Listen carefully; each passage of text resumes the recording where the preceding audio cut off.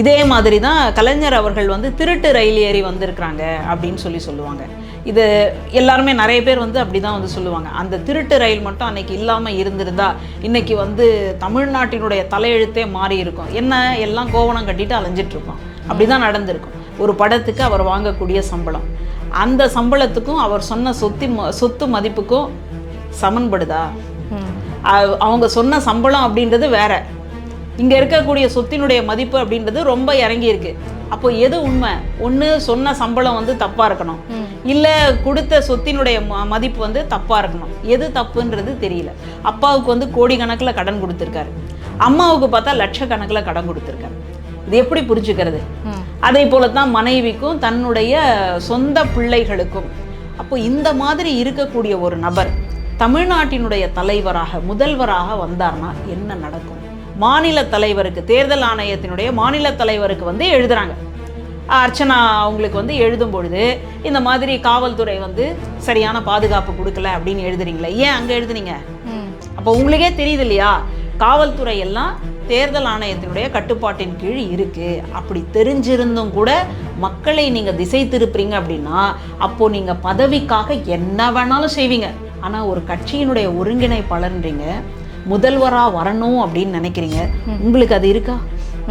உங்களை நம்பி வந்திருக்கக்கூடிய தம்பிகளை நீங்க காப்பாற்றணுமா, இல்ல தம்பிங்க உங்களை காப்பாற்றணுமா? இது எவ்வளோ பச்சை அயோக்கியத்தனம்ல.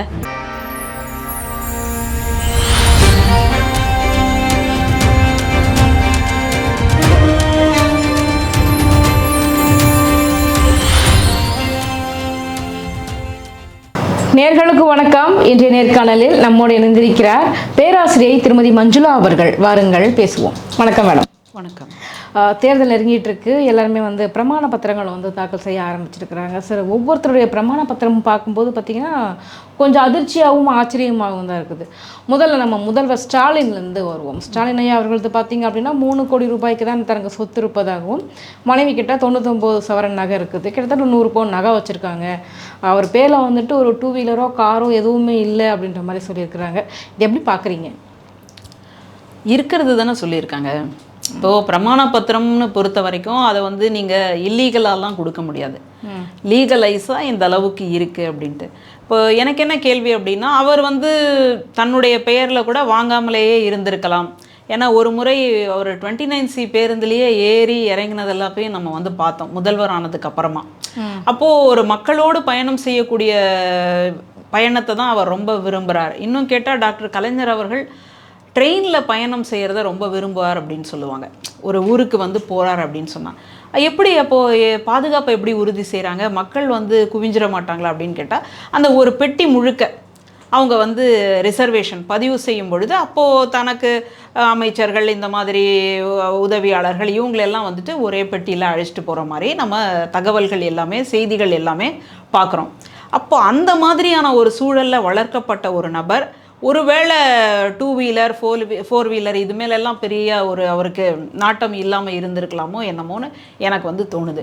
அதனால் அவர் பேரில் வந்து வாங்கலை அப்படின்றதுக்காகவே அவருக்கு வந்துட்டு எதுவுமே இல்லை அப்படின்னு நினைக்கிறதும் ஒரு தவறான மனநிலை தான் அப்படின்னு தான் நான் புரிஞ்சுக்கிறேன். அப்போ ஏன் இதை வந்து நம்ம மறுபடியும் பார்க்குறோம் அப்படின்னு சொன்னால், தொடர்ச்சியாக இவங்க எல்லாருமே தேர்தலில் போட்டியிடக்கூடியவர்களாக இருக்கிறாங்க. அப்போது போட்டியிடும் பொழுது ஒவ்வொரு முறையும் அவர்கள் தங்களுடைய சொத்து விவரம் என்ன அப்படின்றத வந்து குறிப்பிட்டு சொல்ல நேர்ந்ததை நம்ம பார்க்குறோம். இது வரைக்கும் இல்லாத அளவுக்கு இந்த முறை வந்து நம்ம பேச வேண்டிய அவசியம் என்ன, அந்த ஒரு கேள்வியை நம்ம யோசிக்கணும் இல்லையா? ஏன்னா அவர் இன்னைக்கு நேற்று தேர்தலில் நிற்கலை, இதுக்கு முன்னாடி தேர்தலில் நின்று இருக்கிறாரு, சட்டமன்ற உறுப்பினராலாம் இருந்திருக்காரு, மேயராலாம் இருந்திருக்காரு. இவ்வளோ வருஷமாக வந்துட்டு அரசியலில் பயணப்பட்டுக்கிட்டு இருக்கிறாரு. வந்துட்டு தன் பேரில் வந்துட்டு ஒரு 2 வீலர் ஒரு கார் கூட இல்லை அப்படிங்கிறது கொஞ்சம் ஒரு நம்புறபடியான ஒரு விஷயமாக இருக்குது. ஒருவேளை வந்துட்டு பினாமிகள் பேரில் வாங்கியிருக்கலாமே. பெரும்பாலும் அரசியல் தலைவர்கள் பினாமி அடுத்தவங்க பேரில் தானே வாங்கிக்குவாங்க, தன் மேலே எதுவும் வந்துடக்கூடாது அப்படின்னு சொல்லிட்டு. ஏற்கனவே சொல்லுவாங்க திமுக வந்துட்டு ஒரு விஞ்ஞான ரீதியான ஊழல் பண்ணுறவங்க அப்படின்னு சொல்லிட்டு. இதெல்லாம் கனெக்ட் பண்ணி பார்க்கும்போது மக்கள் மத்தியில் வந்துட்டு தன்னை ரொம்ப எளிமையானவன் அப்படின்னு காட்டிக்கிறதுக்காக முயற்சிக்கிறாரோ. அதாவது இந்த விஞ்ஞான ரீதியில் ஊழல் செய்யக்கூடிய கட்சி திமுக அப்படின்றது தொடர்ச்சியாக சொல்லக்கூடிய ஒரு பொய். தொடர்ச்சியாக ஒரு பொய்யை சொல்லிகிட்டே இருந்தால் ஆமாம் அது உண்மையாக இருக்கும் போல இருக்குது அப்படின்ற ஒரு உணர்வு வந்து மக்களுக்கிடையே கிடைக்கும் அப்படின்னால்தான் இதை சொல்லிக்கிட்டே இருக்கிறாங்க. இதே மாதிரி தான் கலைஞர் அவர்கள் வந்து திருட்டு ரயில் ஏறி வந்திருக்கிறாங்க அப்படின்னு சொல்லுவாங்க. இது எல்லாருமே நிறைய பேர் வந்து அப்படி தான் வந்து சொல்லுவாங்க. அந்த திருட்டு ரயில் மட்டும் அன்னைக்கு இல்லாமல் இருந்திருந்தா இன்னைக்கு வந்து தமிழ்நாட்டினுடைய தலையெழுத்தே மாறி இருக்கும். என்ன எல்லாம் கோவணம் கட்டிட்டு அலைஞ்சிட்டு இருப்பான், அப்படி தான் நடந்திருக்கும். அப்போது திருட்டு ரயிலில் ஏறி வந்தாரா அப்படின்னு கேட்டால் அந்த மாதிரியான ஒரு சம்பவமே நடக்கலை. ஏன்னா அவர் அரசியலுக்கு வர்றதுக்கு முன்னாடியே திரைத்துறையில் மிகப்பெரிய சாதனை படைத்தவராக இருக்கிறார். அது வரைக்கும் வசனகர்த்தாவனுடைய பெயரெல்லாம் வந்துட்டு திரையில் வராது. ஆனால் திரைப்படம் போடுறதுக்கு முன்னாடி பெயர்கள் போடுவாங்க இல்லையா, அந்த மாதிரி பெயர்கள் பதிவு செய்யும் பொழுது கலைஞருடைய, அதாவது கருணாநிதியினுடைய வசனம் அப்படின்னு சொல்லும் பொழுது அதை திரையில் வந்து வரும்பொழுது அந்த ஸ்க்ரீனில் எவ்வளவு பேர் கைதட்டி ஆரவாரம் பண்ணியிருக்கிறாங்க அப்படின்றது தான் வரலாறு.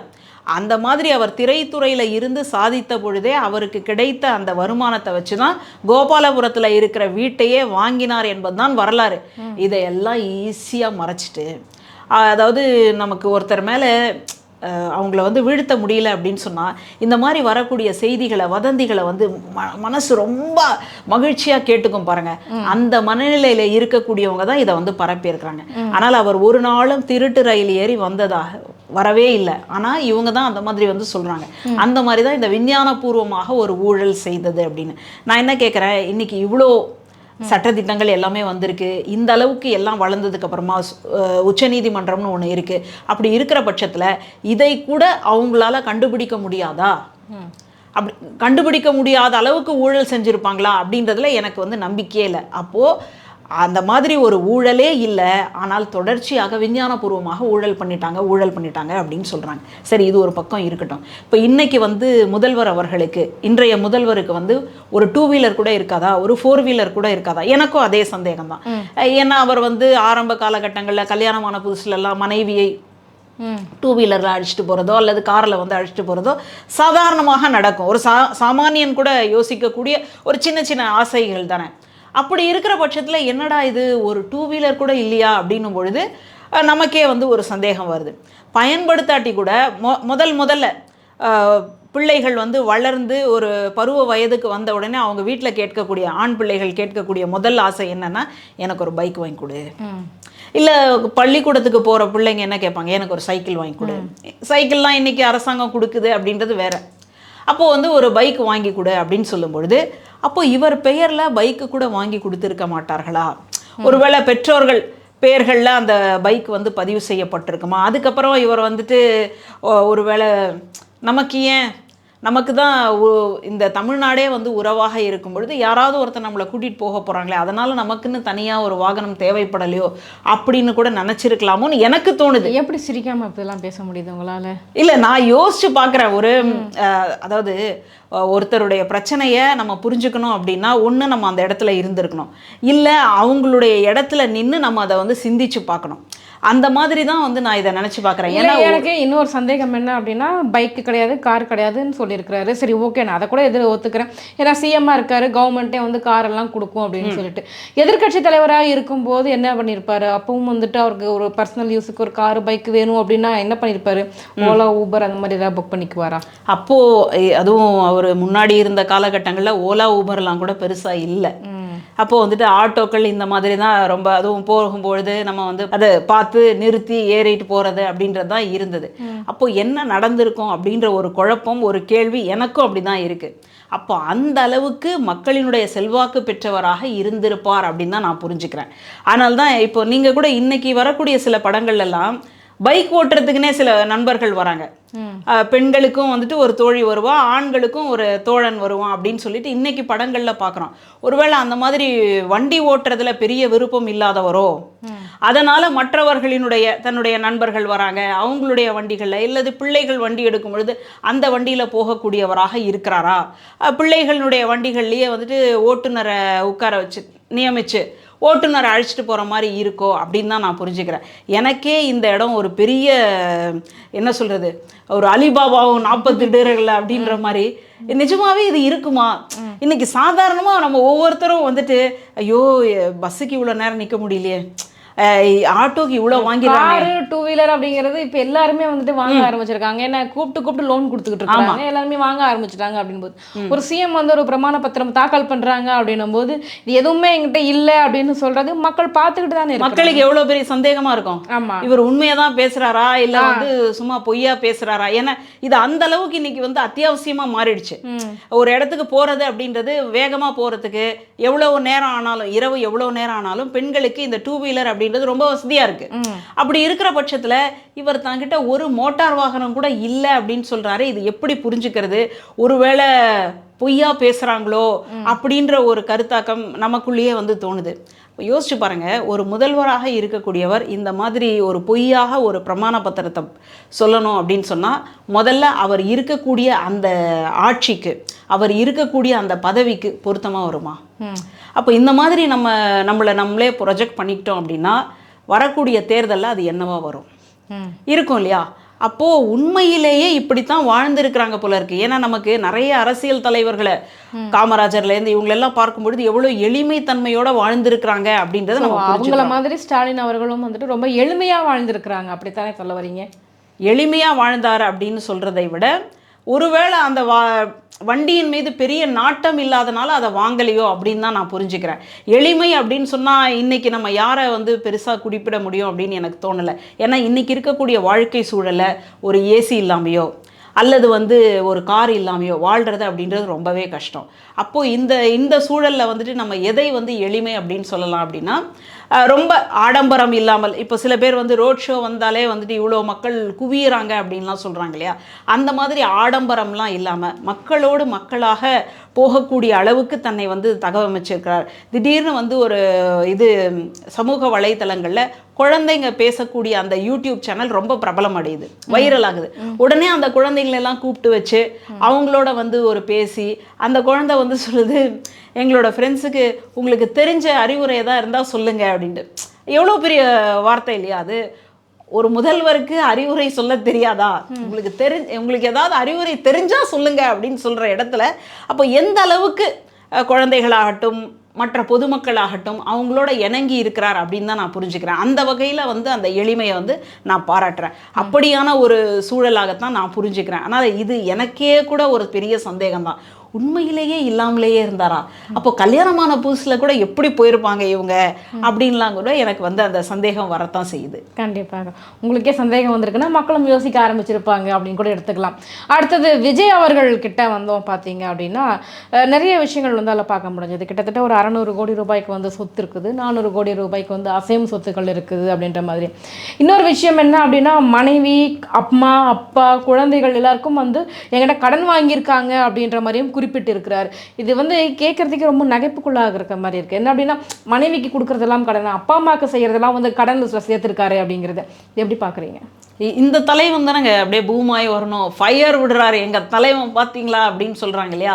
அப்போது இவங்கள பார்த்து நம்ம தற்குறி கூட்டம்னு சொல்கிறதுல எந்த விதமான தவறுமே கிடையாதுன்னு தான் நான் பார்க்குறேன். இப்போ இந்த இடத்துல யோசிச்சு பாருங்கள், இவருடைய சம்பளம் என்ன? திடீர்னு 200 கோடின்றாங்க, திடீர்னு 500 கோடின்றாங்க. ஒரு படத்துக்கு அவர் வாங்கக்கூடிய சம்பளம், அந்த சம்பளத்துக்கும் அவர் சொன்ன சொத்து மதிப்புக்கும் சமன்படுதா? அவங்க சொன்ன சம்பளம் அப்படின்றது வேற, இங்கே இருக்கக்கூடிய சொத்தினுடைய மதிப்பு அப்படின்றது ரொம்ப இறங்கி இருக்கு. அப்போ எது உண்மை? ஒன்று சொன்ன சம்பளம் வந்து தப்பாக இருக்கணும், இல்லை கொடுத்த சொத்தினுடைய மதிப்பு வந்து தப்பாக இருக்கணும். எது தப்புன்றது தெரியல. அது தேர்தல் ஆணையத்துக்கு தான் வெளிச்சம். இப்பயாவது மக்கள் வந்து விழிப்புணர்வு அடையணும் அப்படின்னு தான் நான் புரிஞ்சுக்கிறேன். இப்போது விஜய் அவர்களுடைய வீட்டில் வந்துட்டு அசையா சொத்துக்கள் அப்படின்னு அசையும் சொத்துக்கள் அப்படின்லாம் பிரித்து நம்ம பார்க்குறோம் இல்லையா? அப்படி பார்க்கும்பொழுது அவரே வந்துட்டு 2 வீலர் ஒன்று வச்சுருக்காரு. அவர் 2 வீலர் ஓட்டுறாராக இல்லையா, இல்லை அந்த 2 வீலர் வந்து புசி ஆனந்துக்காக வச்சிருக்காரா, இப்படின்னு பல்வேறு தகவல்கள் நமக்கு சமூக வலைதளங்களில் ஊடாடிக்கிட்டே இருக்கு.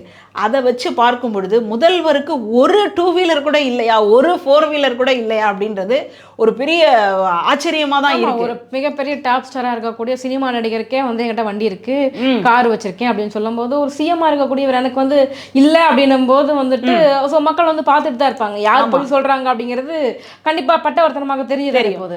அதே மாதிரி ஒரு கார்ல BMW ஆகட்டும், இந்த மாதிரி கார்கள்ல அந்த லேட்டஸ்டா அந்த வருஷத்துக்கு என்ன வருதோ அதையெல்லாம் வாங்கக்கூடியவராக நடிகர் விஜய் அவர்கள் தாவேகாவினுடைய தலைவர் வந்து இருக்கிறார். ஆனால் இங்கே வந்து முதல்வருக்கு அது கூட இல்லை அப்படின்னா அப்போ இது மாதிரியான விஷயங்கள் மீது அவருக்கு பெரிய நாட்டம் இல்லை அப்படின்றத நான் புரிஞ்சுக்கிறேன். கடைசியாக அந்த ஒரு முடிவுக்கு தான் நான் வரேன். இப்போ இங்கே விஜய் அவர்களை பொறுத்த வரைக்கும் தன்னுடைய சொந்த குடும்பத்துக்கே வந்து அவர் கடன் கொடுத்ததாக சொல்றார். அது வந்து திருப்பி வரக்கூடிய கடனா அல்லது ஏதாவது செட்டில்மெண்ட்டுக்காக கொடுத்துருக்காரான்னு தெரியல. அதனுடைய விவரங்கள் முழுசா இருக்கா இல்லை. இது வந்து கொடுக்கப்பட்ட கடன்கள் அப்படின்ற மாதிரி இருக்கு. எதுக்காக கடன் கொடுத்தீங்க? ஒருவேளை அவங்க நொடிஞ்சு போயிட்டாங்கன்னு கடன் கொடுத்தீங்களா, இல்ல அவங்களுக்கு கொடுக்கணும் அப்படின்றதுக்காக கொடுத்தீங்களா, இல்ல இதை வாங்கிட்டு அத்தோட அவங்க வந்து முகத்தை திரும்பி பார்க்காம போயிடணும் அப்படின்றதுக்காக கொடுத்தீங்களா, என்னன்றதே தெரியல. அப்போ நீங்க சொன்ன மாதிரி தான் அப்பா அம்மாவுக்கே வந்து கடன் கொடுக்கறது, அதாவது பணம் கொடுக்கறது அப்படின்றது கடன்ல எப்படி சேரும்? அது வந்து ஒரு பெற்ற மகனுடைய ஒரு கடமை இல்லையா, தன்னுடைய பெற்றோர்களை பாதுகாப்பது அப்படின்றது. அப்பாவுக்கு வந்து கோடிக்கணக்கில் கடன் கொடுத்துருக்காரு, அம்மாவுக்கு பார்த்தா லட்சக்கணக்கில் கடன் கொடுத்துருக்காரு. இது எப்படி புரிஞ்சுக்கிறது? அதே போலத்தான் மனைவிக்கும் தன்னுடைய சொந்த பிள்ளைகளுக்கும். அப்போ இந்த மாதிரி இருக்கக்கூடிய ஒரு நபர் தமிழ்நாட்டினுடைய தலைவராக முதல்வராக வந்தார்னா என்ன நடக்கும்? அப்போ ஒரு பிரமாண பத்திரம் தாக்கல் செய்யும் பொழுதே குறைந்தபட்சம் இதையாவது நம்ம சரி செஞ்சு கொடுக்கணும் அப்படின்ற அந்த குறைந்தபட்ச அறிவு கூட இல்லையா? கூட இல்ல தாவேக்காவினர் அப்படி யோசிக்க மாட்டாங்க. பாத்தீங்களா, அம்மா அப்பாவுக்கு கொடுக்கறதே வந்து கடனா தான் கொடுக்குறாரு. இப்ப விஜய் வேற எங்கேயுமே கடன் வாங்க மாட்டாரு, உலக வங்கியில கடன் வாங்குறது கூட யோசிப்பாரு. இப்படிப்பட்ட ஒரு தலைவன் தான் நம்மளுக்கு வேணும். இது வந்து தாவேக்கா சார்பு வந்து யோசிக்கக்கூடிய மைண்ட் செட்டு தானே. சரி, நல்ல விஷயமா இருக்கு. ஏன்னா உலக வங்கிகள்ல இருந்து நம்ம ஏன் கடன் வாங்கணும்? நம்ம வந்துட்டு சுயசார்புடையவர்களாக நம்ம இருக்கணும். தமிழ்நாடு தனி தமிழ்நாடு அப்படின்னு சொல்ற மாதிரி நல்லா புல்லரிக்கிற மாதிரி இருக்கு. ஆனா நீங்க கட்ட வேண்டிய வரியை சரியா கட்டினீங்களா சொல்லுங்க. இவருடைய இந்த இது பிரமாணம் பத்திரம் தாக்கல் பண்ணதுக்கு அப்புறமா பத்திரிகையாளர்கள்லாம் ரொம்ப ஊடுருவி போய் அவருடைய பழைய ஹிஸ்ட்ரி எல்லாம் எடுத்து புரட்டும் பொழுது புலி படத்துல வேணா இந்த அளவுக்கு வந்து அவர் சம்பளம் வாங்கியிருக்கிறார் அப்படின்னு சொல்லியும், அதுக்கப்புறமா தான் அவர் வந்து வரி கட்டலை அப்படின்றதும் வருது. இதுக்கு முன்னாடி 2015 வரி கட்டலையாம், 2016 வரி கட்டலையாம். இப்படி அந்த வரி நிலுவையெல்லாம் இருக்கு இல்லையா, அதெல்லாம் அப்புறமா கட்டினாரா இல்லையா? அங்கெல்லாம் நீங்கள் வந்து பாக்கியை வச்சுட்டு நான் வந்துட்டு உலக வங்கியில் கடன் வாங்க மாட்டேன் அப்படின்னா சிரிக்க மாட்டான் எவனாவது. கொஞ்சமாவது அறிவோடு தான் பேசுகிறாங்களா? இது எப்படி புரிஞ்சுக்கிறதுனே தெரியல. இதில் வேற இவர் வேற பிரச்சாரத்துக்கு கிளம்புனாராம், 5 இடத்துக்கு பிரச்சாரம்னாராம். அதில் கொஞ்சம் ஒரு 2-3 இடத்துக்கு பண்ண உடனேவே போலீஸ் வந்துட்டு இவருக்கு வந்து ஒத்துழைப்பு கொடுக்கலையாம், இவரை பாதுகாக்கலையாம், மக்களை தொண்டர்களை பாதுகாக்கலையாம். ஆனாலும் இவர் திரும்பி போயிட்டாராம். என்ன பேச்சு இதெல்லாம்? அதில் ஒரு அம்மா வேற சொல்லுது, சரி காவல்துறை தான் பாதுகாப்பு கொடுக்கல, அவருக்குன்னு கூட இருந்தாங்கல்ல, அவங்களாவது பாதுகாப்பு கொடுக்க வேண்டியது தானேன்னு ஒரு பெண்மணி கேட்குறாங்க. என்ன பதில் சொல்லுவீங்க? முகத்தை எங்கே கொண்டு போய் வச்சுக்க போறீங்க? அப்போ இந்த அளவுக்கு மக்கள் தெளிவாக இருக்கின்றார்கள். அதனால் நீங்கள் சொல்லக்கூடிய இந்த உங்களுடைய சொத்து மதிப்பு என்ன அப்படின்றது மக்களுக்கே நல்லா தெரியும். அதனால் இதுக்கு மேலேயும் உங்களால் நாடகம் ஆட முடியாது, இதுக்கு மேலேயும் உங்களால் இந்த தேர்தல்ன்ற படத்துக்குள்ளே நடிக்கவே முடியாது. அதனால் 23க்கு அப்புறமா உங்களுடைய படம் வந்து ஃப்ளாப் ஆக போகுது அப்படின்றது நல்லா தெரிஞ்சு போச்சு. ஆமாம் அப்படின்னு சொல்கிறோம். ஆனால் பார்த்தீங்க அப்படின்னா பெரம்பூரில் கூட சமீபத்தில் வந்துட்டு போயிருக்கிறாரு, பிரச்சாரம் பண்ண போயிருக்கிறாரு. எங்களுக்கு காவல்துறை வந்துட்டு சரியான அளவில் வந்துட்டு பாதுகாப்பு வந்து கொடுக்கப்படலை. இதே ஸ்டாலின் அவர்கள் போனாங்க அப்படின்னா அவ்வளோ பேர் வந்து பாதுகாப்பு கொடுக்குறாங்க, எங்களுக்கு வந்து ஒரு 10 பேர் கூட வந்து பாதுகாப்பு கொடுக்க மாட்டேங்கிறாங்க. இது வந்து விஜய் வந்து களத்தில் இறங்கினாலே வந்துட்டு திமுக வந்து பயப்படுது, வேணும்னே பிரச்சனை வரணும், கரூரில் நடந்த மாதிரி நடக்கணும் அப்படின்னு நினைக்கிறாங்க. இது மாதிரி நிறைய அடுக்கடுக்கான புகார்கள் வந்துட்டு ஆதவ ஜனம் முன் வச்சிருக்காரு. இப்போ பிரச்சார காலம் அப்படிங்கிறனால ஒரு குறைஞ்சபட்சம் ஒரு போலீஸ் பாதுகாப்பு கொடுத்துருக்கலாம் இல்லையா? திமுக அதை கூட கொடுக்க மறுக்குது அப்படின்னா அவங்களுடைய தாட் என்னவா இருக்கும்? திமுகவுக்கு காவல்துறையின் மீது அதிகாரம் இருக்கா இல்லையா? தேர்தல் அறிவிச்சிட்டாங்க. தேர்தல் அறிவிச்சதுக்கு அப்புறமா காவல்துறையிலேருந்து எல்லாரும் கட்டுக்கோப்பில் இருக்கிறாங்க அப்படின்னு சொன்னால் அவங்கள வந்து இயக்கக்கூடியவங்க எலெக்ஷன் கமிஷன் தான், மாநில தேர்தல் ஆணையம், தேசிய தேர்தல் ஆணையம். அப்படி இருக்கிற பட்சத்தில் இந்த காவல்துறையை வந்து திமுக நீ இங்கே போகாத அப்படின்னு சொன்னால் கேட்குமா? நீ அவங்களுக்கு வந்து பாதுகாப்பாக போகக்கூடாதுன்னு சொன்னால் கேட்க முடியுமா? ஒரு நாளும் கேட்கவே முடியாது. ஆதவ அர்ஜுனா அப்படின்றவர் மிகச்சிறந்த அறிஞர். அரசியலில் இனிமேல் நீங்கள் வந்து அரசியலில் சேரணும்னா முதல்ல அவர்கிட்ட போய் ஒரு 10 நாள் பயிற்சி எடுத்துகிட்டு வாங்க.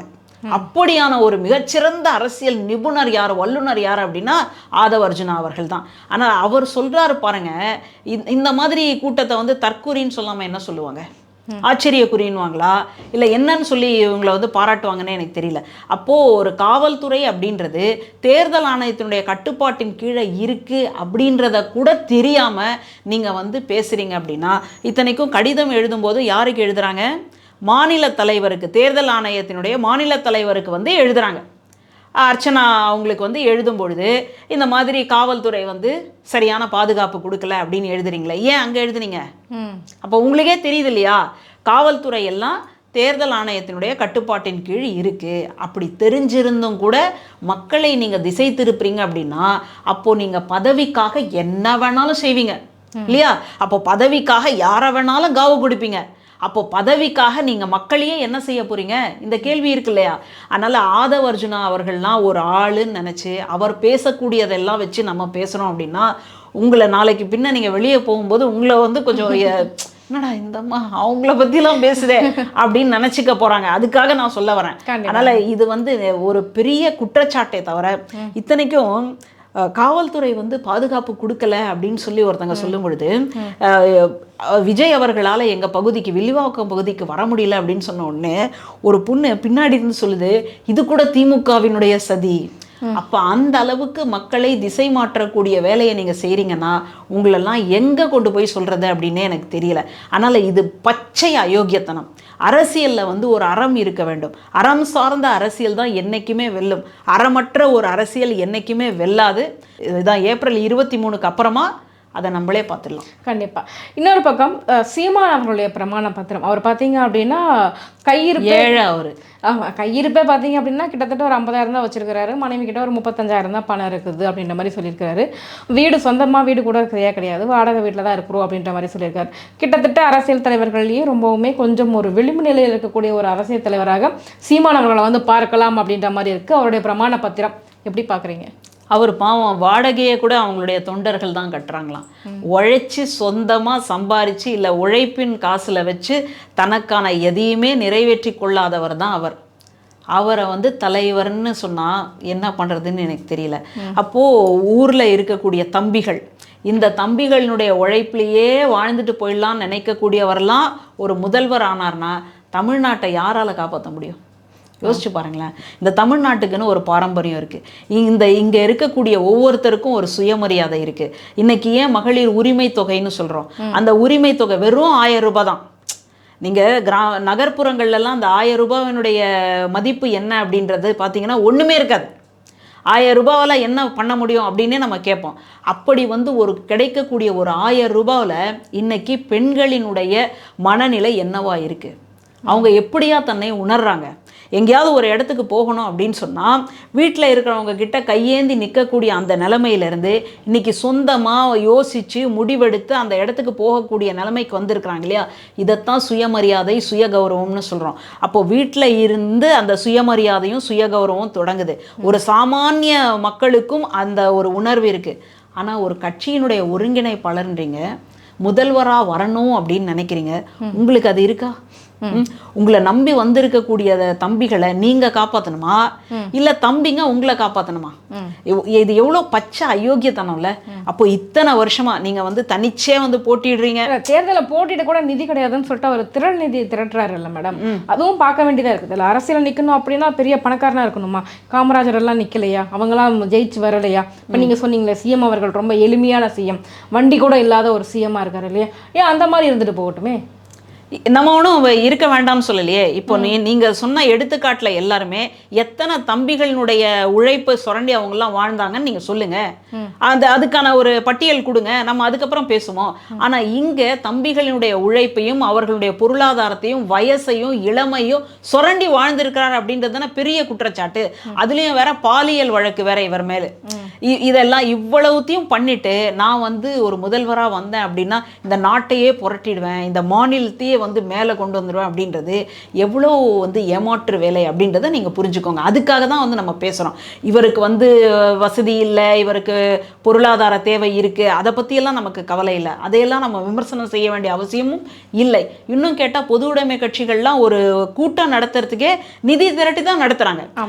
அங்கே இருக்கக்கூடிய வணிக கடைகளில் போயிட்டு ஒரு ஒரு உண்டியல் குலுக்கி தான் அவங்க வந்து நடத்துகிறாங்க. நம்ம அதை என்னைக்காவது ஒரு நாளாவது கேவலப்படுத்தி பேசியிருக்கிறோமா, அது தவறு அப்படின்னு சொல்லியிருக்கிறோமா? அப்போது மக்களுக்கான ஒரு முன்னெடுப்பை அவர்கள்கிட்ட இருந்து கொண்டு வராங்க அப்படின்னு தான் நம்ம புரிஞ்சுக்கிறோம். அப்போ எங்களுக்குன்னு எதுவுமே இல்லை, நாங்கள் வந்துட்டு அடுத்த வேலைக்கு கூட நாங்கள் சேர்த்து வைக்கல அப்படின்ற மாதிரி ஒரு தெளிவான கிளியர் நோட் அப்படின்னு சொல்லுவோம் இல்லையா, அந்த மாதிரி தான் அவங்க இருக்கிறத நம்ம பார்க்குறோம். அப்படியான ஒரு நிலை வந்து இவருக்கு இருக்கா? இவருடைய வீட்டினுடைய அந்த இதை பார்த்தீங்க அப்படின்னா அதுக்கு எவ்வளோ வாடகை, பிள்ளைங்கள்லாம் எங்கே படிக்கிறாங்க, மனைவியினுடைய சொத்து மதிப்பு என்ன, இது எல்லாத்தையும் நம்ம வச்சு தானே நம்ம வந்து சொல்கிறோம். இந்த சூழலில் தான் இவர் வந்து ஏமாற்றக்கூடியவராக இருக்கிறாரே, இவரால் வந்து இளைஞர்கள் பாதிக்கப்படுறாங்களே அப்படின்றது தான் நம்முடைய ஒரு ஆதங்கமாக இருக்குது. கண்டிப்பாக இந்த 2026 தேர்தல் எதை நோக்கி நகரப்போகுது, மக்கள் தீர்ப்பு என்னவாக இருக்கும் அப்படின்றத பொறுத்திருந்து பார்ப்போம். எங்கள் கேள்விகளுக்கு ரொம்ப சிறப்பான பதில் சொன்னீங்க. நன்றி.